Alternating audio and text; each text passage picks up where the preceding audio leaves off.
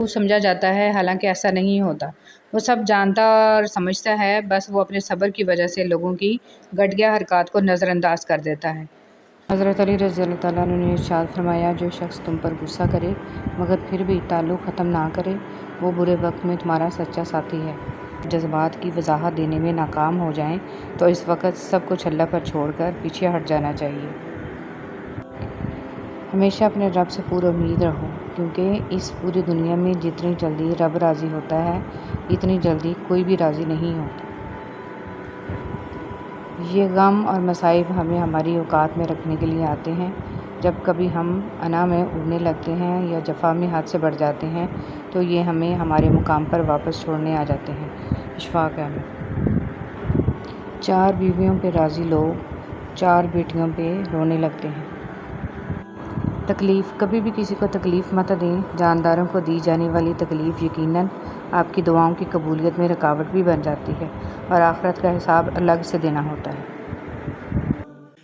فجر میں قرآن۔ اے پیغمبر، سورج ڈھلنے کے وقت سے لے کر رات کے اندھیرے تک نماز قائم کرو اور فجر کے وقت قرآن پڑھنے کا اہتمام کرو۔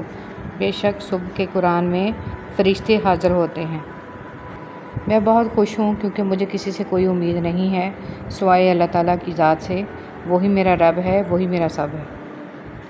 حضرت علی رضی اللہ تعالیٰ عنہ نے ارشاد فرمایا، جب کبھی کسی ضرورت مند کی آواز تمہارے کانوں تک پہنچے تو اللہ کا شکر ادا کیا کرو، کیونکہ اللہ نے اپنے بندے کی مدد کے لیے تمہیں پسند کیا ہے، ورنہ وہ اکیلا ہی کافی ہے سب کے لیے۔ سنہری حروف، دل میں اترنے کے لیے سیڑھیوں کی نہیں بلکہ اچھے الفاظ اور اچھے اخلاق کی ضرورت ہوتی ہے۔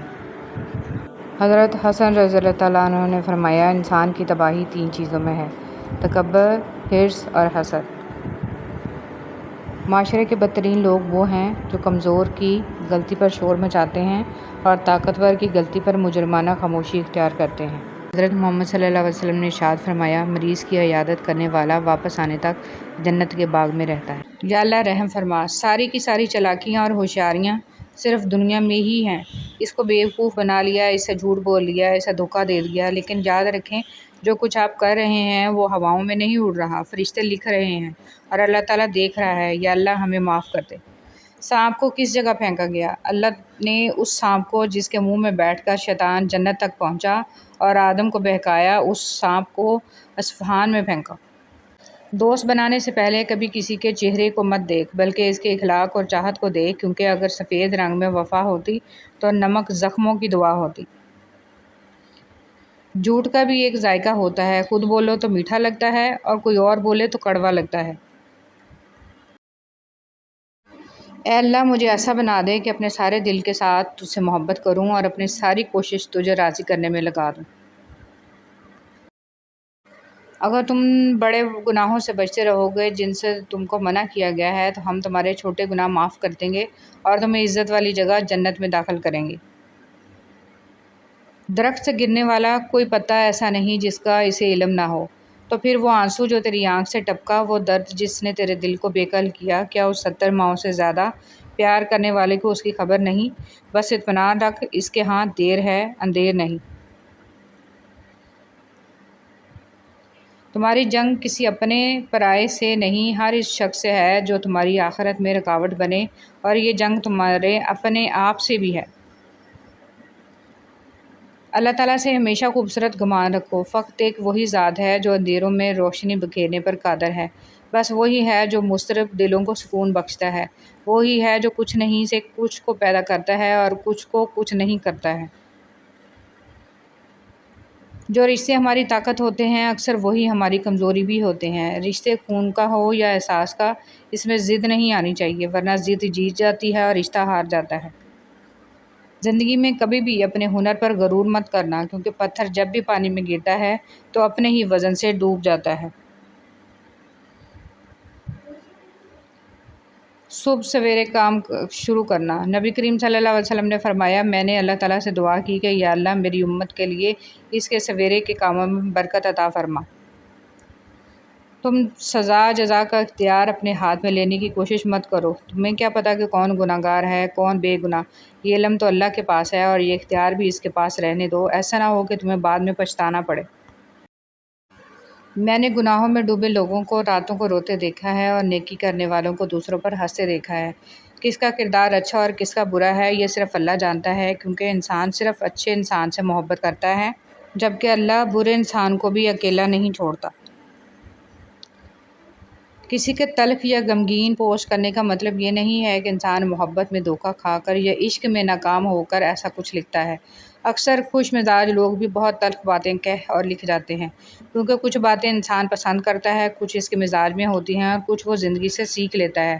ہر بات کی وجہ محبت کا ہو جانا یا محبت کو کھو دینا نہیں ہوتا۔